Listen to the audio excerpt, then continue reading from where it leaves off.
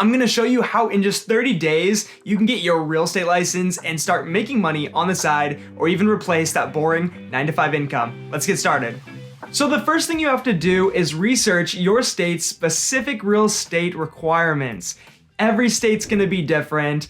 I live in Texas and we have our own requirements, and others are gonna have theirs because of politics and different types of real estate. That's just how it is. So for example, in Texas, it's one of the most stringent, if not the most stringent states. You have to take 180 hours of coursework, 6 individual courses to get your license. Now, somewhere like Alaska is just one course, and it's only gonna take you 40 hours of your time. So that's a really big difference. So the first thing you do is research your state's requirements. Now you can go to your state's real estate commission. So in Texas, that's the TREC, the TREC, Texas Real Estate Commission. So you can search Real Estate Commission for your state, or you can go to the NAR, which is the National Association of Realtors. They'll have information for you.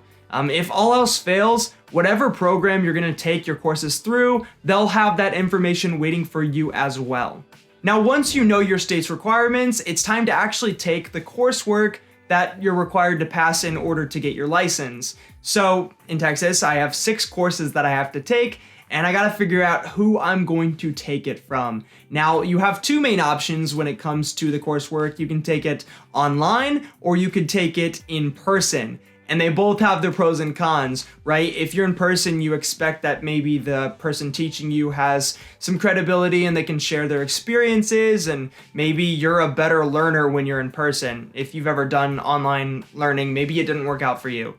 But if you're going to get your real estate license in 30 days, then I'm telling you right now, in person is gonna be way too slow. When you do it online, you can do it at your own pace, as fast as you want, and that's gonna make all the difference for you. Another thing you wanna make sure of is whatever program you're using, they need to have additional training for you. Why? Because, well, the content that's provided in the coursework for getting your license is kind of boring. It's all based on law and contracts and how to read like a plat map and a survey and all that kind of stuff that honestly is gonna go in one ear and out the other. In fact, all the coursework, in my opinion, is just kind of targeted towards keeping you out of trouble, keeping you out of jail. When once you get your real estate license, you realize, I don't actually know how to be a good realtor, how to get clients, what's the best type of marketing. That stuff is not covered in any of the courses. So if you go through a program that offers additional training that's gonna actually help you be a good real estate agent, that's gonna be super, super invaluable to you.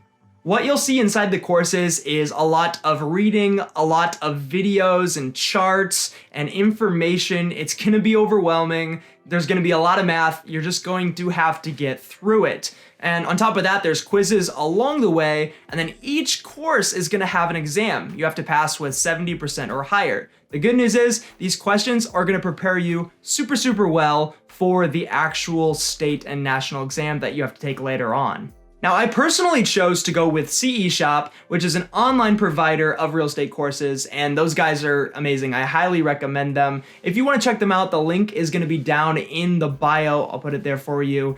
They had all sorts of content in addition to the core requirements. They had extra courses that taught you about how to use your influence and how to use a CRM, which is a relationship management software, and all sorts of stuff that are going to help you go above and beyond as a real estate agent. So if you're looking for a cheap option that's going to help you get this thing done in 30 days or less, check out CE Shop. I don't think you'll be disappointed.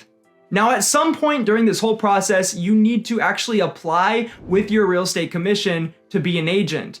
Basically, you need to fill in the information, upload some documents, and that's really all you have to do until later on. And keep in mind, there is going to be a fee. I paid $180. Now, by this point in the 30 days, you should have already passed all your coursework, hopefully by day 20 or so. Okay, so at this point, you need to actually schedule and take the final exam. Thankfully, on top of all the other fees, it doesn't cost too much to schedule this exam, but you do have to pay $50. Now, this is split into 2 parts. You do them both at the same time in the same place. You have your state and your national portions. Now, typically, your national portion is going to be larger than the state because there are a lot of laws that are the same across the different states. But I do have some specific questions I have to answer about Texas that maybe don't apply to Maryland, for example. So in Texas, there's 150 questions last I checked, and about 80 of those are going to be for the national portion. I'm pretty sure every state requires that you have to take this in person with live proctors. I went to a local college, community college. I sat in a computer room, and over the course of a few hours, I took these 150 questions. Now, it was a lot like the questions that I took on my practice quizzes and my exams that I had to take for my coursework. And the good news is with CE Shop and a lot of these programs, they're going to provide so much training, so much studying for you that you're going to be really well prepared for this exam. I didn't have to spend a bunch of extra time studying for this final because of the amount of work that went into just passing the courses. But if you need extra help, it will be there for you, especially if you try out CE Shop. Again, link is in the description if you want to try that.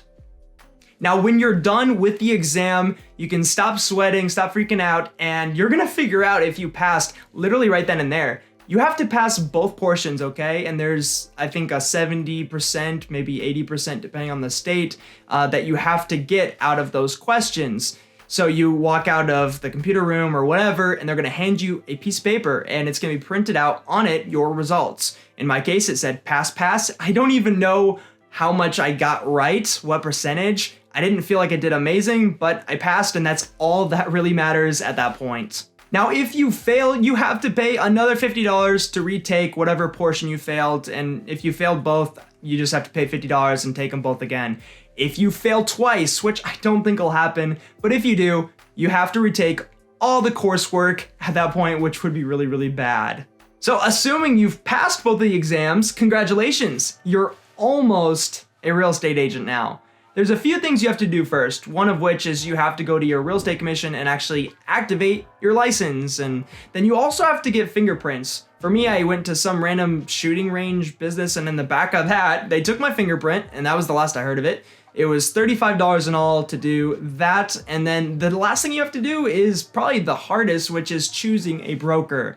Now, there is a lot that goes into choosing a broker, and that could be a totally separate video because there are multiple types. You have your big giants like Keller Williams, where they're gonna take a large portion called a split of your revenue. So they may take 60% while you get to keep 40%, but they're gonna provide a bunch of training and do all that sort of stuff for you, which might be really good for new agents, and that's probably why they're one of the biggest. You have boutiques, which are actually small, independently run brokerages. It's going to be really personable, maybe a team of like 10 people, and it may not take as much of your commission. Now, that may be a great option for you, and I usually recommend it to people looking to get started.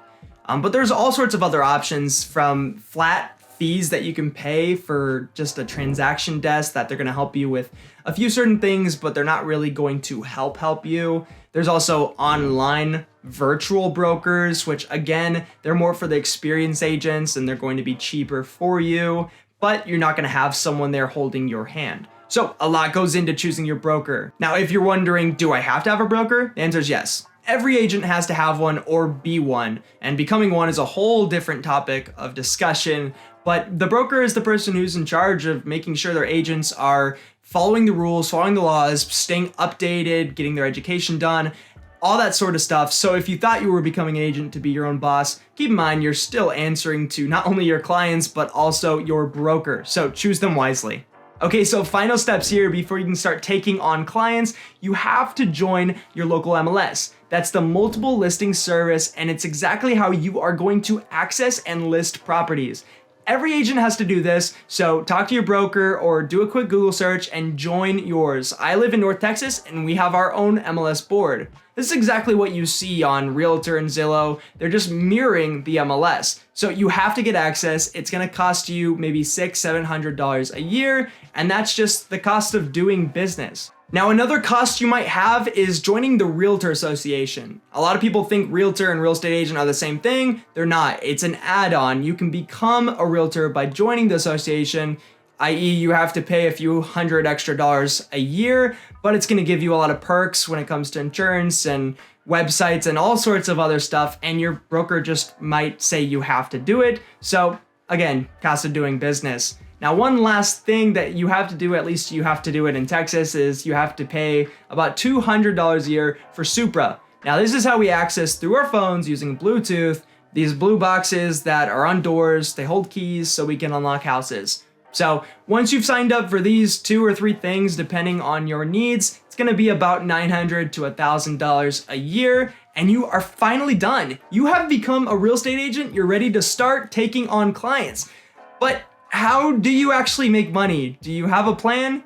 If not, don't worry, I've got you. I made a video where I broke down different ways to make money as a real estate agent. It's really, really good. Make sure you check that out on my right. And if you're not convinced about whether or not you want to be a real estate agent, still on the fence, well, I made a video breaking down whether you should become an agent or not. It's super, super good. It came out last week. So make sure you click on that video down here. I'll see y'all next week.